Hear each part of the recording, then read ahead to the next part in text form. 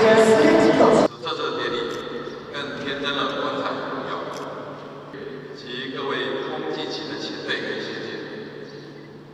因为有你们当年全力以赴，在那边不要继续，在那边也是管理好的，在比较里，希望你们以往基础汲取经验，让每一个东西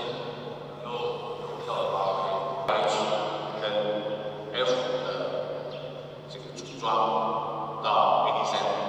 跟 IDF 的组装，目前已经进入新式高教机的研制阶段。翔仔号基本的交机做了一个典礼。中华民国空军过去建军